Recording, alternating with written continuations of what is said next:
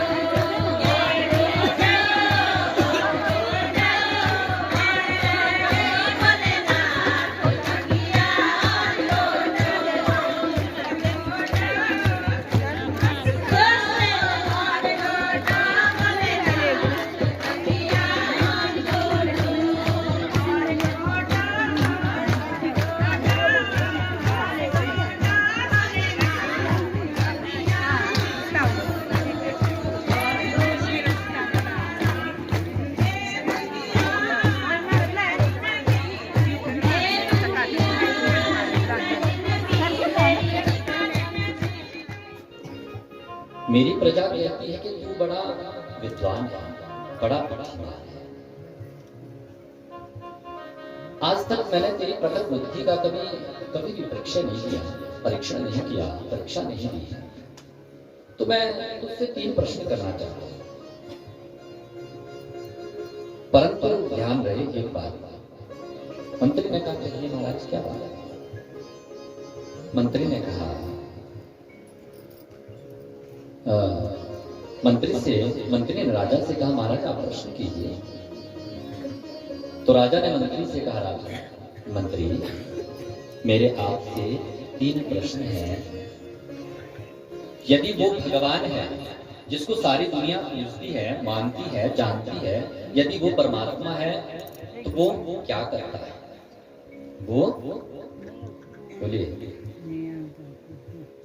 आज लगता है 7 बजे आके ना भूख लगी है। यदि वो परमात्मा है तो क्या करता है? मेरा प्रथम प्रश्न। दूसरा प्रश्न हुआ राजा के द्वारा अपने मंत्री से, वो परमात्मा कहाँ रहता है? और मेरा अंतिम तीसरा जो प्रश्न है, यदि जिसको सारा संसार मानता है, यदि वो परमात्मा है इस कण कण में, तो उस परमात्मा का मुख कौन सी दिशा की है? उस परमात्मा का मुख कौन सी दिशा की है? बताइए। मंत्री ने सोच विचार किया। मंत्री ने सोचा, मंत्री ने और सोचा, प्रेम से जय माता दी। मंत्री ने सोचा एकदम से उत्तर दूंगा तो यदि उत्तर गलत हुए तो? मंत्री ने कहा राजा से, महाराज आपके मैं इन प्रश्नों का उत्तर अवश्य दूंगा, परंतु मुझे 3 दिन का समय दे दीजिए। 3 दिन का। राजा ने कहा, मंत्री याद रखना, यदि 3 दिन में तुम मेरे प्रश्नों के उत्तर नहीं दे पाए तो मैं तुम्हें प्राण दंड भी दूंगा, प्राण दंड। मंत्री ने कहा, ठीक है महाराज, ठीक है, प्राण दंड दे दीजिए। प्रेम से जय माता दी। क्या मेरे वाले जी को थोड़ी थोड़ी जगह दूंगा, बेचारे देखना कहीं नीचे गिर जाए। थोड़े थोड़े हो जाओ पीछे पीछे, और इसको जरा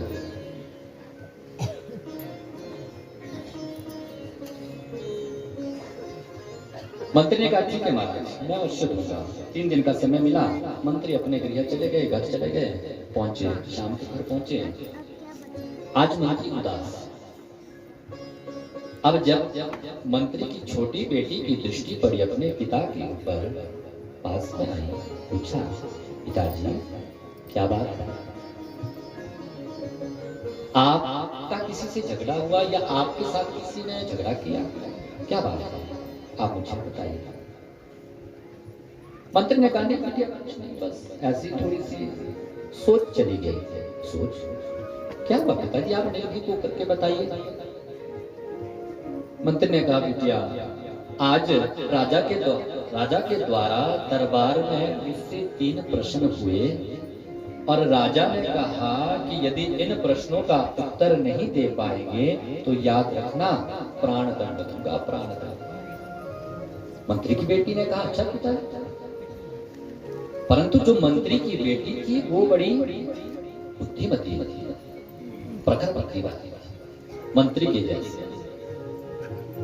मंत्री की बेटी ने कहा अच्छा पिताजी आप बताइए कि राजा ने आपसे कौन से 3 प्रश्न किए? मंत्री ने कहा बेटिया, पहला प्रश्न हुआ यदि भगवान है तो वो क्या करता है। दूसरा प्रश्न हुआ राजा के द्वारा वो परमात्मा कहाँ रहता है। और तीसरा प्रश्न किया है उस परमात्मा का मुख कौन सी दिशा की ओर है। ताली बजाकर के जोर से अट्टहास करके मंत्री की बिटिया हंस पड़ी। पिताजी बस ऐसे सामान्य प्रश्न और आप इतनी चिंता में, आप चिंता मत करो, मैं ऐसे सामान्य प्रश्न के उत्तर जानता हूं। मंत्री ने कहा अच्छा बिटिया तू जानती है? बिल्कुल पिताजी, क्यों नहीं, बिल्कुल अवश्य। तो मुझे बता दे क्या है उनके उत्तर। नहीं पिताजी आप एक काम कीजिए, मुझे राजा के दरबार में ले जाइए, मैं इन प्रश्नों के उत्तर राजा के सामने जाकर के दूंगी। ठीक है बिटिया, राजा के सामने जाकर के देना। दूसरे दिन मंत्री पहुंच गए राज दरबार में अपनी बिटिया के साथ। राजा उच्च सिंहासन पर बैठे हैं, हाथ में कालदंड लिए हुए। समाज पूरा है, प्रजा में पूरी प्रजा है। मंत्री जैसे ही पहुंचे प्रणाम किया राजा को। राजा की बिटिया ने भी महाराज को प्रणाम किया। राजा ने जैसे ही मंत्री को देखा पूछा मंत्री मेरे प्रश्न के उत्तर लाए हो क्या? मंत्री ने कहा हाथ जोड़ करके महाराज आपके ऐसे सामान्य प्रश्नों के उत्तर मैं क्या दूं? ऐसे सामान्य प्रश्न के उत्तर तो मेरी छोटी बेटी दे सकती है। राजा ने कहा अच्छा छोटी बेटी दे सकती है, क्यों बिटिया तुझे मेरे प्रश्नों के उत्तर आते हैं? बिटिया ने कहा सरकार, परंतु महाराज मेरी आपसे एक शर्त है। कहो को बिटिया कौन सी शर्त है? मंत्री की बेटी ने कहा महाराज जैसा मैं कहूंगी यदि आपको वैसा मान्य होगा तभी मैं आपके प्रश्नों के उत्तर दे सकती हूँ, अन्यथा प्रश्न के उत्तर नहीं दे सकती, आपको करना पड़ेगा। राजा ने कहा बिल्कुल बिटिया अवश्य आप कहो। मंत्री की बेटी ने कहा आप प्रश्न कीजिए। राजा ने प्रश्न किए बिटिया यदि वो भगवान है तो वो क्या करता है?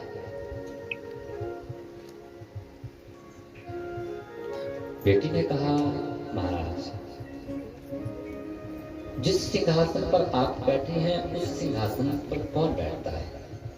राजा ने कहा एक राजा बैठता है जिसे प्रजा नियुक्त करती है। ठीक है महाराज, हाथ में आप क्या लेकर के रखते हैं? राजा ने कहा कालदंड। बिटिया ने पूछा क्यों महाराज?